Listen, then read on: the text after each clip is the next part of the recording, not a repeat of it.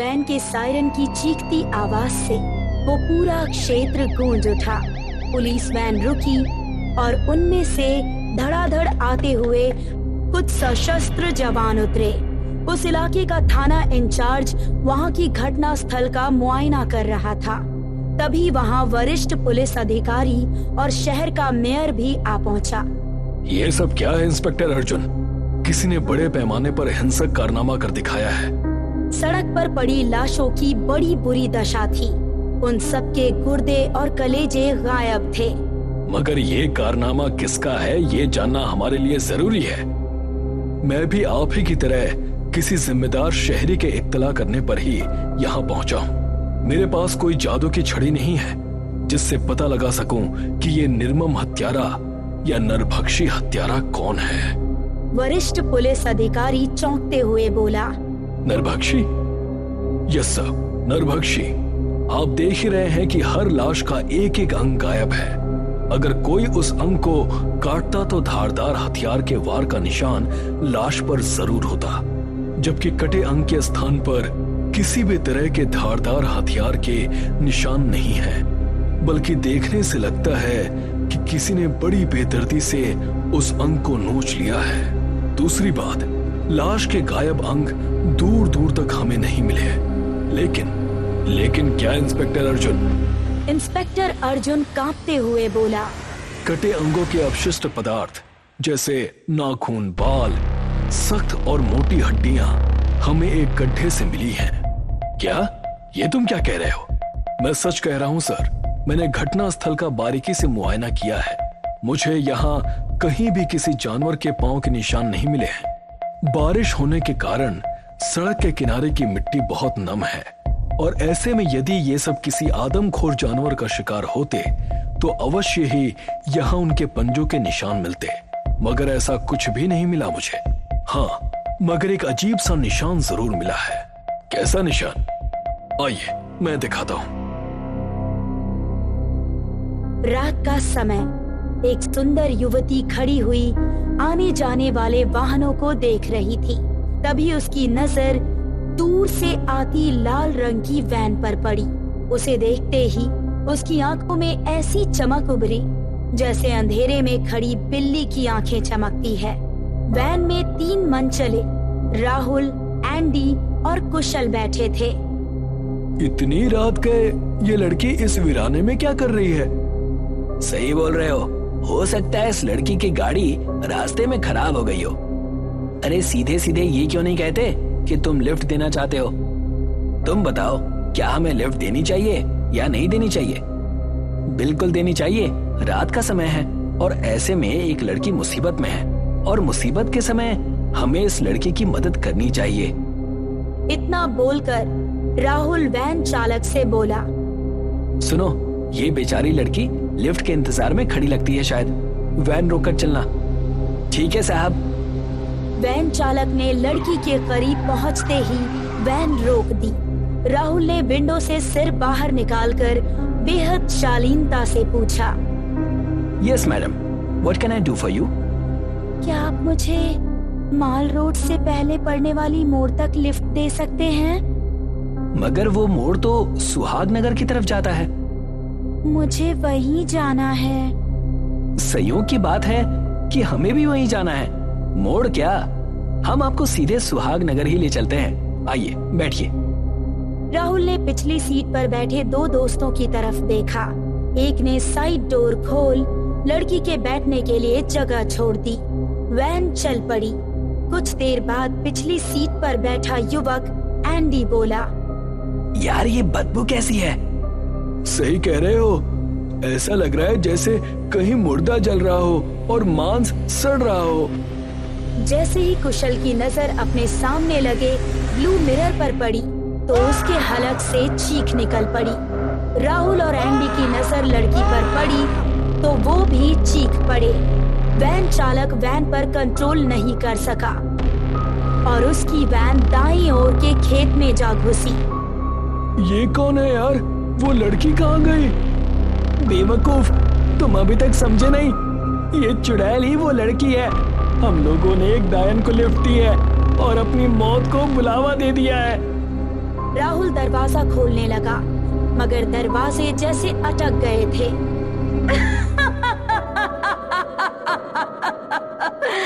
भागना चाहते हो? अपनी मौत से नहीं भाग सकोगे। तुम इंसान भी कितने बेवकूफ होते हो। तुमने ये भी नहीं सोचा कि एक सुनसान वीराने में लड़की अकेले में निडर होकर खड़ी हुई है, तो क्या वो इंसान है भी या कोई और है? अचानक उस चुड़ैल ने अपने भयानक पंजों से कुशल और एंडी का सिर दबोच लिया। कुछ पलों में ही उन दोनों के प्राण निकल गए। वैन ड्राइवर ये दृश्य देखकर तुरंत बेहोश हो गया। उसी समय अगली सीट पर बैठे राहुल ने किसी तरह दरवाजा खोल लिया और भागने लगा। अचानक उसका सिर किसी पत्थर से जा टकराया और फिर वो बेहोश हो गया। सुबह होने पर उसे होश आया। उसने देखा कि वो जिस पत्थर से टकराया था वो पत्थर नहीं बल्कि भगवान शिव की मूर्ति थी। लगता है वो डायन भगवान शिव की मूर्ति के सामने नहीं आ पाई। शिव जी की वजह से ही मेरी जान बच गई। राहुल लड़खड़ाता हुआ सड़क पर आ पहुंचा। अचानक किसी कार के ब्रेक लगे तो राहुल का जिस्म हवा में उछलता हुआ दूर जा गिरा। राहुल का जिस कार से एक्सीडेंट हुआ उसमें इंस्पेक्टर अर्जुन अपने ऑफिसर के साथ बैठा था। वो बाहर निकल कर आ गया। अर्जुन ने ऑफिसर को देखकर बोला, ओह माय गॉड, लगता है ये आदमी नशे में था। अचानक गाड़ी के सामने आ गया। सर, इसके सर पर पहले से ही चोट लगी हुई है। मुझे लगता है कि कार से टकराने से पहले इसका सर किसी पत्थर से टकराया था। शायद इसी वजह से ये लड़खड़ा कर चल रहा था। ऑफिसर, एक काम करो, आसपास के इलाके का निरीक्षण करना होगा। कुछ ना कुछ तो गड़बड़ जरूर है यहाँ। इतना बोलकर इंस्पेक्टर उस जगह के आसपास की छानबीन करने लगा। तभी उसकी नजर 3 लाशों पर पड़ी। ओह माय गॉड, इन लाशों की दुर्दशा देखकर तो ऐसा लगता है कि जैसे किसी जंगली जानवर ने इन तीनों को चीर फाड़ डाला हो। सर, मुझे लगता है कि वैन में 3 नहीं बल्कि 4 लोग सवार थे। चौथा वही व्यक्ति है जो हमारी कार के सामने आकर टकराया था। शायद वो बचते बचाते वहां तक आ पहुंचा हो। जो भी हो, फिलहाल तो उसे अस्पताल में एडमिट करना बहुत जरूरी है। उसका बयान इस केस में बहुत बड़ी कड़ी साबित हो सकता है। राहुल को अर्जुन तुरंत हॉस्पिटल लेकर गया। होश आने पर राहुल इंस्पेक्टर अर्जुन को बयान देने लगा। सर, मैं और मेरे दोस्त अपनी वैन में थे। अचानक हमारी नजर एक सुंदर लड़की पर पड़ी जो कि एक सुनसान वीराने में खड़ी थी। हमने उसकी मदद करने के लिए अपनी वैन में उसे लिफ्ट दे दी, मगर कुछ देर के बाद पूरी वैन में जली हुई लाशों की बदबू फैलने लगी और वो सुंदर लड़की एक बहुत ही भयानक डायन में परिवर्तित हो गई। उसने मेरी आंखों के सामने मेरे दोनों दोस्तों को मार डाला और शायद मेरे भागने के बाद उसने वैन के ड्राइवर का भी वही हाल किया होगा। कहीं तुम कोई नशा वगैरह तो नहीं करते? आप ऐसा क्यों बोल रहे हैं सर? क्योंकि तुम जो बोल रहे हो वो विश्वास करने योग्य नहीं है। इतना बोलकर इंस्पेक्टर अर्जुन डॉक्टर से बोला, इस बयान को मैं अपने केस की फाइल में नहीं चढ़ा सकता। इसका मानसिक संतुलन चेक करो कि ये सही है या नहीं, और जब ये पूरी तरह से होश में आ जाए तब मुझे फोन कर देना, तब मैं इसका बयान लूंगा। अर्जुन घटना स्थल के आसपास के क्षेत्रों में पूछताछ करने चला गया, मगर ऐसा कोई भी व्यक्ति उसे नहीं मिला जिसने उस वैन को आंखों से देखा भी हो। रात को जब वो थाने पहुंचा तो उसे उसके हवलदार ने हॉस्पिटल से मिली फिंगरप्रिंट की रिपोर्ट दिखाई। सर, हॉस्पिटल में भर्ती राहुल नाम के उस लड़के के फिंगरप्रिंट्स वैन की अगली सीट के दरवाजे पर मिले हैं। हवलदार, तो कहीं ऐसा तो नहीं कि खूनी राहुल ही है? सर, अभी कुछ देर पहले डॉक्टर का फोन भी आया था। वो ये कह रहे थे कि उसका मानसिक संतुलन बिल्कुल सही है। अधिकतर मानसिक बीमारियां डॉक्टरी रिपोर्ट में नहीं आ पाती। क्या पता राहुल किसी ऐसे मानसिक रोग से ग्रस्त हो जिसके कारण वो हत्या करता हो। अक्सर विकट मानसिक रोगियों के ऊपर हत्या करने का जुनून सवार होता है, वो भी अजीब अंदाज में। मैं हॉस्पिटल जा रहा हूँ हवलदार। हवलदार अर्जुन की बात सुनकर गहरी सोच में पड़ गया। अचानक उसने जेब से एक पुड़िया निकालकर इंस्पेक्टर अर्जुन के सामने रख दी। ये क्या है हवलदार? सर, जिस तरह से हत्याएं हो रही हैं, मुझे लगता है ये किसी इंसान का काम नहीं, जरूर ये किसी डायन या पिशाचनी का काम है। इसमें हमारे परिवार के गुरु महाराज का अभिमंत्रित सिंदूर है, आपके काम आएगा। अर्जुन तुरंत हॉस्पिटल के लिए रवाना हो गया। राहुल को इमरजेंसी रूम में रखा गया था क्योंकि दहशत के कारण वो बार बार बेहोश हो जाता था।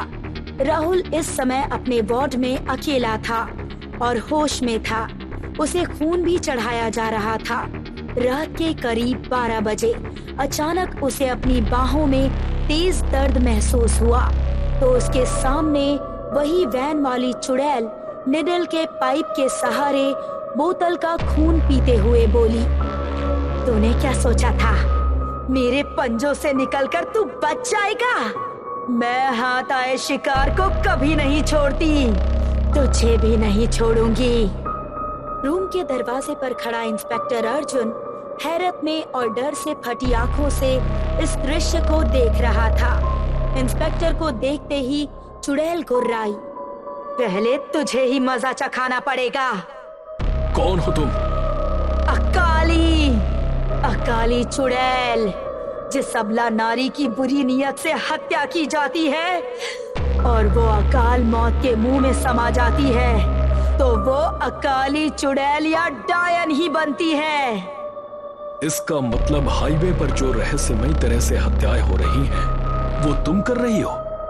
हाँ, मैं कर रही हूँ। इस लड़के ने और उन निर्दोष लोगों ने तुम्हारा क्या बिगाड़ा है? कुछ महीने पहले इन्हीं जैसे कुछ लड़कों ने मेरी अस्मत को तार तार करके मुझे मारकर फेंक दिया था। चुड़ैल ने इतना कहा ही था कि तभी राहुल के सिर के परखच्चे उड़ गए। मैं अपनी मौत का बदला इस संसार के हर एक इंसान से लूंगी, चाहे वो अच्छा हो या बुरा। अर्जुन को हवलदार की दी हुई पुड़िया याद आ गई। अर्जुन ने तुरंत अपनी जेब से उस पुड़िया से सिंदूर निकालकर चुड़ैल के ऊपर फेंक दिया। चुड़ैल बुरी तरह हवा में गायब हो गई। ये तुम्हारी गलती है, तुम कभी टाइम पर नहीं आते। मेरे पास और भी बहुत काम है करने को। तो तुम्हारा मतलब है कि मैं फ्री हूँ? लुक, मेरा खुद का अपना बुटीक है, मेरे पास भी काम है, लेकिन मैं रोज के लिए टाइम निकाल लेती हूँ। No, don't blame me. उस वक्त मेरी इम्पोर्टेंट बिजनेस मीटिंग थी। और क्या हो गया अगर तुम अकेले रोज के स्कूल में चली गई तो? रोज की टीचर को हम दोनों से मिलना था। अगर वो सिर्फ मुझसे मिलना चाहती तो मैं अकेले चली जाती। But she wanted to meet you too. So what? Hi guys, ये रोज का है। ये मेरे मम्मी पापा हैं जो हमेशा किसी न किसी बात पर लड़ते झगड़ते रहते हैं और आज ये मेरी वजह से लड़ रहे हैं। ओह, आई फॉरगॉट, मैं रोजेलिना हूँ। प्यार से मुझे लोग रोज बुलाते हैं। मेरे मम्मी पापा के अलावा मेरी एक प्यारी सी दादी भी हैं। चलो उनसे मिलवाती हूँ। दादी, से हाय टू माय फ्रेंड्स। कहाँ हैं तुम्हारे फ्रेंड्स? यहाँ मोबाइल के अंदर। से हाय। हाय। रोजेलिना के सारे फ्रेंड्स सिर्फ इंटरनेट पे थे। असल में उसका कोई भी फ्रेंड नहीं था। रोजेलिना और उसका परिवार गोवा के एक छोटे से सबब में रहता था। ये रोजेलिना का घर है। दिखने में ये कोई आलीशान महल जैसा है, पर असलियत तो कुछ और है। रोजेलिना के पापा एक बड़े बिजनेस टाइकून हैं और उसकी मॉम का अपना कपड़ों का बुटीक है, इसलिए वो दोनों हमेशा बिजी रहते हैं। एक दिन रोजेलिना ने अपनी मॉम से पूछा, मम्मी, क्या पापा कम कमाते हैं? नहीं तो फिर आप बाकी मम्मीज की तरह घर पर क्यों नहीं रहते? आपको क्यों काम करना पड़ता है?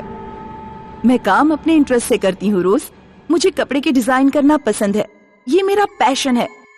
तुम बड़ी हो जाओगी ना तो मेरी बात समझ जाओगी। अभी तो तुम छोटी हो। जाओ, तुम्हारी वायलिन की प्रैक्टिस का टाइम हो रहा है। रोजेलिना को वायलिन सिखाने एक म्यूजिक टीचर उसके घर पे आती थी।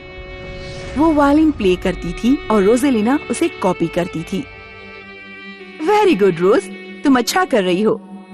टीचर, आप मुझे कोई ऐसा गाना सिखाइए ना जो मैं अपने बर्थडे पर प्ले करूं। Why not. कब है तुम्हारा बर्थडे रोज? अगले महीने की 7 तारीख को। हमें अभी प्रैक्टिस करनी होगी। हाँ, क्यों नहीं। वायलिन प्रैक्टिस करने के बाद रोजेलिना अपने पापा के पास गई। पापा, टीचर मुझे नया सॉन्ग सिखा रही हैं। Very good. अच्छा पापा, आप काम क्यों करते हैं? क्योंकि मुझे करना चाहिए। पर क्यों करना चाहिए? मम्मी काम करती हैं क्योंकि उन्हें काम पसंद है। आप क्यों काम करते हो? क्योंकि मुझे पैसे पसंद हैं। पर हमारे पास तो बहुत पैसे हैं ना, तो फिर हमें और पैसों की क्या जरूरत? तुम नहीं समझोगी रोज, अभी तुम छोटी हो। जब बड़ी हो जाओगी तब समझोगी। क्योंकि रोजेलिना के मम्मी पापा दोनों हमेशा काम में बिजी रहते थे, इसीलिए रोजेलिना अपनी दादी के पास रहती थी। देखो रोज, मैंने तुम्हारा फेवरेट रोज केक बनाया है। अरे वाह, आई लव यू दादी।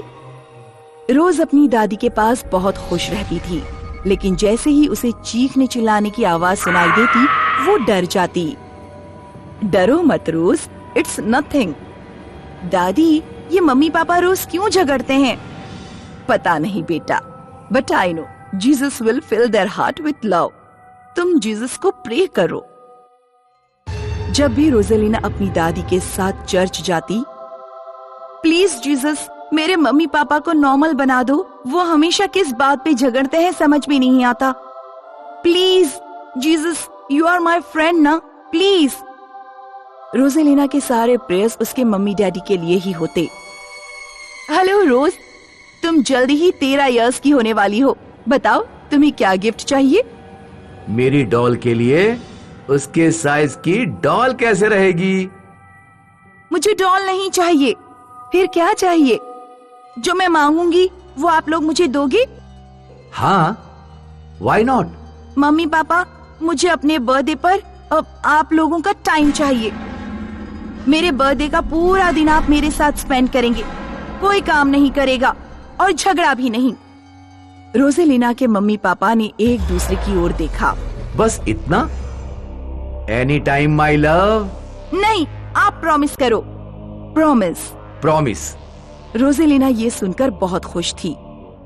इसी दिन शाम को रोजेलिना की दादी माँ अपनी बहन से मिलने जा रही थीं।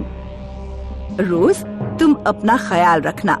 मैं छोटी दादी को देखकर कल वापस आ जाऊंगी। यस दादी।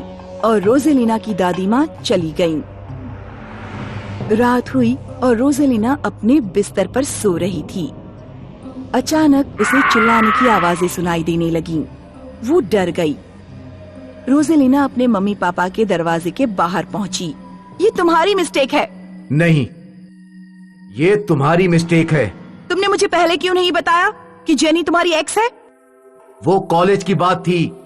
मुझे क्या पता था कि तुम जेनी के साथ पार्टनरशिप करोगी। जो भी हो, तुम मेरे साथ लॉयल नहीं हो। इससे अच्छा है कि हम अलग हो जाएं। इतनी सी बात के लिए तुम्हें डिवोर्स चाहिए? यस, मुझे डिवोर्स चाहिए। ये सारी बातें बाहर खड़ी रोजेलिना सुन रही थी। अब मम्मी पापा का डिवोर्स होगा, फिर मैं कहाँ जाऊंगी? मुझे तो दोनों चाहिए। रोजेलिना टेंशन में स्ट्रेस चढ़ने लगी। वो सोच रही थी कि अब उसके मम्मी पापा अलग हो जाएंगे। वो चढ़ते चढ़ते सीधे घर की छत पर पहुंच गई। जब उसे रियलाइज हुआ, और बस रोजेलिना छत से गिर गई। रोजेलिना वहीं मर गई और रोजेलिना एक भूत बन गई। जब रोजेलिना की दादी रोजेलिना की फोटो देखकर रो रही थी, तो रोजेलिना की भूत उसके पास आई। कौन है? कौन है? Rose, Rose, I can feel you my child. Roselina की दादी को उसके होने का एहसास हो रहा था। फिर आधी रात को रोजेलिना के कमरे से वायलिन की आवाज सुनाई देती। जब उसके मम्मी पापा उसके कमरे में गए तो वहाँ कुछ नहीं था।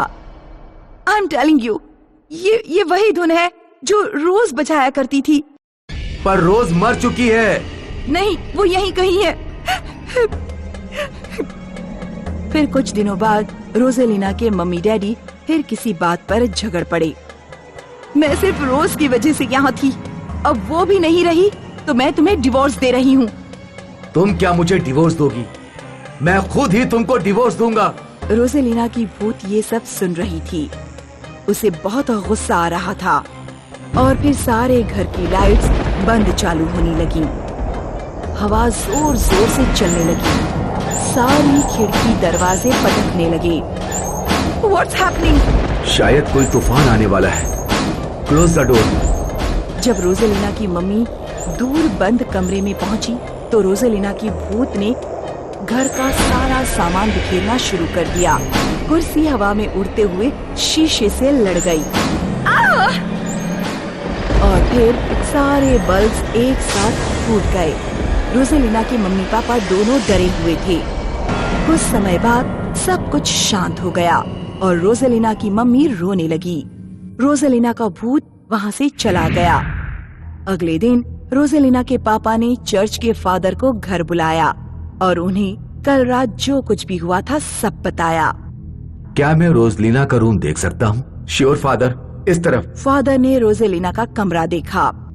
क्या यही वो वायलिन है जो अपने आप बजता है? यस, ये रोसेलिना का है। मैंने पिछले बर्थडे पे उसे गिफ्ट किया था।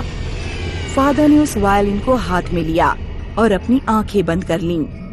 Poor Roselina, she is dead but she is still here.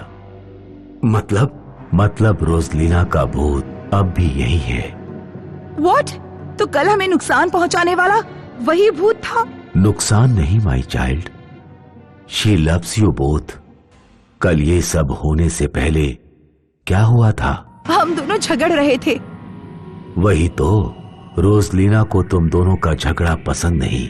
वो नहीं चाहती कि तुम दोनों झगड़ो, और क्योंकि कल तुम लोग झगड़ रहे थे इसलिए रोसेलिना के भूत को गुस्सा आ गया और उसने ये सब किया। पर फादर, कोई रास्ता नहीं है क्या रोसेलिना को फ्री करने का? माय चाइल्ड, वो यहां सिर्फ तुम लोगों के लिए है। अगर तुम लोग हैप्पी रहोगे तो वो खुशी खुशी इस वर्ल्ड से चली जाएगी। अब उसका फ्रीडम तुम लोगों के हाथ में है। Now you decide, may peace be on to her. Father ये बोलकर चले गए। इसके बाद रोसेलिना के मम्मी पापा सोच में पड़ गए। उन लोगों ने डिसाइड किया कि वो रोसेलिना की आत्मा को शांति दिलवाएंगे।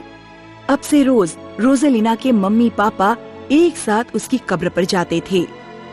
आई विश कि हमने तुम्हें पहले टाइम दिया होता तो हम अब तुम्हारे साथ होते।